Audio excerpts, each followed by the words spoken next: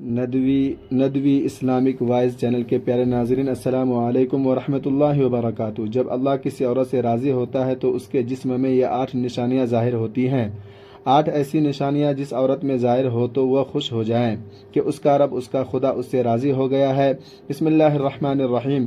اللہ راضی ہوتا ہے تو 8 نشانیاں ظاہر ہوتی ہیں۔ اللہ کی اپنے بندے سے محبت کی نشانیاں اگر کسی میں ایک نشانی بھی ظاہر ہو جائے تو سمجھ لینا ہے کہ اللہ اس سے محبت کرتا ہے۔ ساتھ ہی آپ کو بتائیں گے کہ حضرت علی رضی اللہ تعالی عنہ نے فرمایا کہ عورت کو گالی دینا کیسا ہے اور اس کے ساتھ مار پٹائی کرنا کیسا ہے، اس سے گھر میں کیا ہوتا ہے۔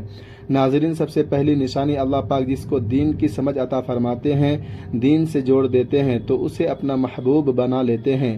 حضرت عبداللہ ابن مسعود رضی اللہ تعالی عنہ سے مروی ہے کہ رسول اللہ صلی اللہ علیہ وسلم نے فرمایا کہ اللہ پاک تمہارے درمیان اخلاق بھی تقسیم کرتے ہیں، جس طرح رزق تقسیم کرتے ہیں۔ اللہ پاک دنیا اس کو بھی دیتے ہیں جو اللہ پاک کا پیارا ہو یا نہ ہو، لیکن اللہ پاک دین کی سمجھ اس کو دیتے ہیں جو اللہ پاک کا محبوب ہوتا ہے۔ عبادت کی محبت، قرآن کی محبت، اللہ پاک کی محبت، اللہ کے ذکر سے محبت، رسول اللہ صلی اللہ علیہ وسلم پر درود اور سلام بھیجنے کا شوق اور تڑپ، یہ وہ چیزیں ہیں جو اس بات کی نشانی ہے کہ اللہ نے اسے بہت پیارا بنا لیا ہے۔ دوسری نشانی، رسول اللہ صلی اللہ علیہ وسلم نے فرمایا، یا اللہ جسے اپنا بناتے ہیں تو پھر اس پر تھوڑی سی آزمائش بھی ڈالتے ہیں، یعنی اللہ پاک دیکھنا یہ چاہتے ہیں کہ یہ بندہ میرے فیصلے پر راضی ہوتا بھی ہے یا نہیں۔ جو راضی ہو جائے اللہ پاک اسے دنیا میں بھی راضی کرتے ہیں اور آخرت میں بھی راضی کریں گے۔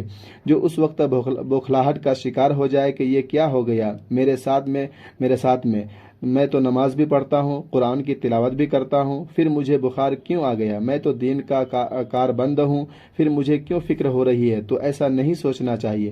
حضرت بلال حبشی رضی اللہ تعالی عنہ سے کسی نے پوچھا کہ آپ بڑی توحید کی باتیں کرتے ہیں تو آپ کو اتنی بری طرح سے مار کیوں پڑی؟ تو آپ رضی اللہ تعالی عنہ نے فرمایا کہ تم بھی تو بازار جا کر برتن خریدنے سے پہلے اسے بجا کر دیکھتے ہو کہ مٹی صحیح طرح سے لگی ہے یا نہیں۔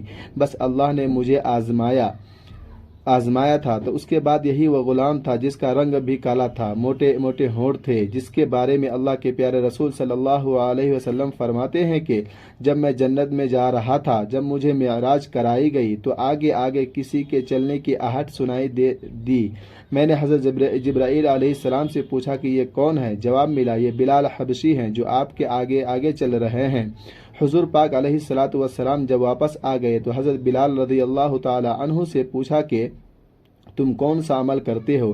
تو حضرت بلال رضی اللہ تعالی عنہ نے فرمایا کہ آپ نے ہی تو فرمایا تھا کہ ہر وقت باوضو رہنا، تو میں ہر وقت باوضو رہتا ہوں، وضو کی حالت میں رہتا ہوں، اور جب بھی بے وضو ہوتا ہوں تو اسی وقت نیا وضو کر لیتا ہوں، اور جب وضو کرتا ہوں تو تب 2 رکعت نماز بھی پڑھ لیتا ہوں۔ چلتے زمین پر ہیں اور قدموں کی آہٹ جنت میں سنائی دیتی ہے۔ تو آزمائش اللہ پاک کی محبت کی دوسری نشانی ہے۔ اس لیے اگر کوئی فکر یا پریشانی میں ہو، اس کا مطلب یہ نہیں ہوتا ہے کہ پتہ نہیں کہ مجھے کیا ہو گیا ہے، اللہ پاک اپنے پیاروں کو ہی آزماتے ہیں۔ تیسری نشانی تو بہت ہی زیادہ خوبصورت نشانی ہے، جس سے پتہ چل سکتا ہے کہ اللہ پاک کس سے راضی ہیں اور ہم سے محبت کرتے ہیں یا نہیں۔ اللہ پاک جب کسی بندے سے محبت کرتے ہیں تو اس کی طرف خوبصورت بدلاؤ لاتے ہیں۔ حدیث میں آتا ہے کہ جب اللہ پاک کسی سے محبت کرتے ہیں تو اللہ پاک حضرت جبرائیل علیہ السلام کو فرماتے ہیں، اس کے بعد آسمانوں میں زلزلہ آ جاتا ہے، سب فرشتے بے ہوش ہو جاتے ہیں، اور پھر جب اللہ کے حکم سے جب ہوش میں آتے ہیں تو سب سے پہلے حضرت جبرائیل علیہ السلام کو اجازت ہوتی ہے تو حضرت جبرائیل علیہ السلام سوال کرتے ہیں کہ ہمارے رب نے کیا فرمایا ہے، اور اس کے بعد خود ہی کہتے ہیں کہ اللہ نے جو بھی فرمایا ہوگا وہ حق فرمایا ہوگا۔ پھر اللہ فرماتے ہیں، جبرائیل میں نے آج اس بندے کو اپنا محبوب بنا لیا، تم بھی اسے اپنا محبوب بناؤ۔ حضرت جبرائیل علیہ السلام بھی اس بندے سے محبت کرنے لگتے ہیں۔ پھر حضرت جبرائیل علیہ السلام کو حکم ہوتا ہے کہ آپ آسمانوں کے تمام فرشتوں کو خبر دے دو، یہ اللہ کا پیارا بن گیا ہے۔ حضرت جبرائیل علیہ السلام آسمان کے تمام فرشتے اور تمام نورانی مخلوق بھی اس سے محبت کرتے ہیں۔ آسمان کے کے کھربوں فرشتے اس سے محبت کرنے لگتے ہیں۔ پھر ایک فرشتہ آسمان سے دنیا میں آتا ہے اور اعلان کرتا ہے کہ اے لوگو، فلاں شخص اللہ کا محبوب ہے۔ حضرت جبرائیل علیہ السلام اور تمام آسمانوں کی نوری مخلوقات اس سے محبت کرنے لگتے ہیں، تم بھی اس سے محبت کرو۔ اور دنیا والوں کے دلوں میں اللہ پاک اس کی محبت ڈالتا ہے، تو اس لیے دنیا میں دو کام ضرور کرو جس کو کرنے سے اللہ ہم سے راضی ہو جائے، ہمیں اپنا محبوب بنا لے، انشاءاللہ دنیا اور آخرت میں کامیاب ہو جاؤ گے۔ حضرت عبداللہ ابن مسعود رضی اللہ تعالی عنہ فرماتے ہیں کہ جب نیکیاں قبول ہو جاتی ہیں تو انسان کے جسم میں یہ 5 نشانیاں ظاہر ہوتی ہیں۔ نمبر 1، جب انسان کی نیکی قبول ہو جاتی ہے تو اس کی وجہ سے اس کے چہرے پر عجیب رونق آ جاتی ہے، یعنی وہ انسان دنیا کے سامنے اپنی خوشی کا اظہار اپنے مسکراہٹ اور بشاشت کے ساتھ کرتا ہے، ہر وقت خوش رہتا ہے، بلکہ یوں لگتا ہے کہ اس دنیا میں اسے بڑا سکون والا اور کوئی نہیں ہے، لگتا ہے کہ اسے دنیا کا کوئی غم ہی نہ ہو۔ یہ خوشی ہر ایک کو نصیب نہیں ہوتی۔ نمبر 2، اس کا دل روشن ہو جاتا ہے، یعنی وہ اللہ کی وعدوں پر ہر وقت امید رکھتا ہے، اس کے پاس کچھ ہو یا نہ ہو لیکن اس کے دل میں اتنی خوشی ہوتی ہے کہ اس کو کوئی پرواہ ہی نہیں ہوتی۔ اور یہ یاد رکھنا ہے کہ انسان مال ہی سے امیر نہیں بنتا بلکہ امیر ہمیشہ دل سے بنتا ہے۔ حضرت علی رضی اللہ تعالی عنہ فرماتے ہیں کہ دولت مٹی کی طرح ہوتی ہے اور مٹی کو پیر کے نیچے رکھنا چاہیے، اگر سر پر چڑھاؤ گے تو وہ قبر بن جائے گی اور قبر زندہ لوگوں کی نہیں ہوتی۔ نمبر 3، جب کسی کی نیکیاں قبول ہو جاتی ہیں تو اس کے جسم میں نیکی کی طاقت آ جاتی ہے اور شیطان اسے گمراہ نہیں کر سکتا۔ شیطان سے بچنے کی قوت اللہ تبارک و تعالی اس کے جسم میں پیدا کر دیتا ہے۔ نمبر 4، وہ اپنے مال و دولت میں فراوانی پیدا کرتا ہے، یعنی اللہ اس کے رزق میں برکت پیدا کرتا ہے۔ وہ چاہے لوگوں پر جتنا بھی خرچ کرے، ضرورت مندوں کو کتنا بھی بانٹے، اس کی دولت میں کمی نہیں آتی۔ حضرت علی رضی اللہ تعالی عنہ فرماتے ہیں، نصیب کا رزق انسان کو ایسے تلاش کرتا ہے جیسے مرنے والے کو اس کی موت۔ نمبر 5، لوگوں کے دلوں میں اللہ اس کی محبت پیدا کر دیتا ہے، یعنی جب اللہ اپنے بندے سے خوش ہوتا ہے تو اس وقت اس کے محبت لوگوں کے دلوں میں پیدا کر دیتا ہے۔ ناظرین، اب ہم آپ کو بتاتے ہیں کہ عورت کی ذمہ داری کیا ہے۔ حضرت علی رضی اللہ تعالی عنہ نے فرمایا، عورت کی سب سے بڑی ذمہ داری کیا ہے؟ حضرت علی رضی اللہ تعالی عنہ کی خدمت میں ایک شخص آیا اور دست ادب کو جوڑ کر عرض کرنے لگا، یا علی، میری بیوی میرے گھر کا کام صحیح سے نہیں کرتی، نہ میرے کپڑے کی دیکھ بھال کرتی، نہ گھر کی صفائی ٹھیک سے کرتی، تو کیا میرا ڈانٹنا اور غصہ کرنا صحیح ہے؟ بس یہ کہنا تھا تو حضرت علی رضی اللہ تعالی عنہ نے فرمایا، اے شخص، کس نے کہا کہ تمہاری بیوی پر تمہارے گھر کا کام واجب ہے؟ یاد رکھنا، اسلام نے عورت کی عزت کو جتنا بلند کیا ہے اتنا کسی مذہب نے نہیں کیا ہے۔ میں نے اللہ کے رسول صلی اللہ علیہ وسلم سے سنا ہے کہ عورت کی سب سے بڑی ذمہ داری یہ ہے کہ وہ اولاد کی اچھی پرورش کرے اور وہ اولاد کی دیکھ بھال کرے، لیکن اگر اپنی اولاد کی پرورش کرنے کی اجرت شوہر سے مانگنا چاہے تو وہ بھی مانگ سکتی ہے، اور تم گھر کے کام کی بات کر رہے ہو۔ خوشی سے عورت گھر کا کام کرتی ہے اور گھر کو سنبھالتی ہے تو یہ اس کی عظمت ہے، یہ اس کا بڑا پن ہے، اس کا شکریہ ادا کرو، اس کو احترام دیا کرو۔ میں نے اللہ کے رسول صلی اللہ علیہ وسلم سے جو سنا کہ عورت جس وقت گھر کا کام کرتی ہے تو اس وقت اللہ اپنے فرشتوں کو زمین پر بھیجتا ہے اور فرشتوں سے کہتا ہے کہ جب تک یہ عورت اپنا گھر کا کام کرتی رہے اس کے لیے عبادت لکھتے رہو، اور وہ وقت جو عورت گھر کے کام میں لگاتی ہے وہ عبادت میں شامل ہو جاتا ہے۔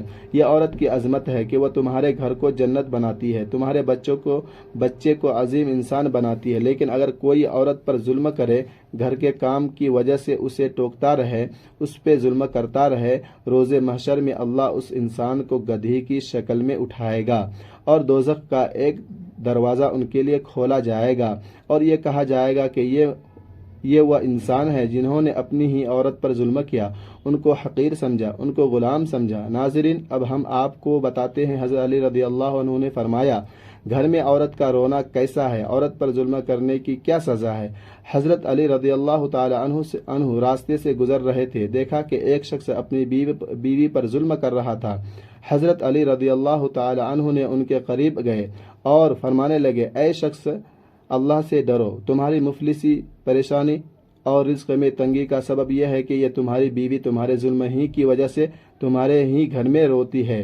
میں نے رسول اللہ صلی اللہ علیہ وسلم سے سنا ہے کہ جس گھر میں عورتیں روتی ہے اس گھر میں رزق کے فرشتے نہیں آتے، اور یوں اس گھر میں رہنے والے مردوں کے رزق کے راستے تنگ ہونے لگتی ہیں، اور یوں وہ پریشان ہونے لگتے ہیں اور مفلسی میں گرفتار ہو جاتے ہیں۔ یاد رکھنا، اللہ نے اولاد مرد کی تقدیر میں اور دولت عورت کی تقدیر میں لکھی ہوئی ہے۔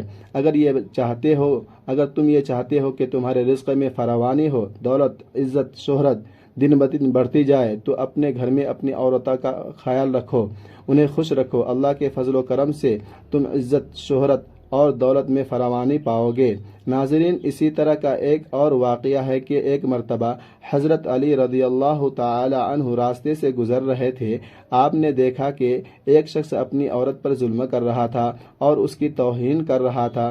حضرت علی رضی اللہ تعالی عنہ ان کے قریب گئے اور فرمانے لگے، اے شخص، یاد رکھنا، اللہ نے مرد کو طاقتور اس لیے بنایا ہے کہ تاکہ وہ عورت کی حفاظت کر سکے، نہ کہ عورت پر ظلم کر سکے۔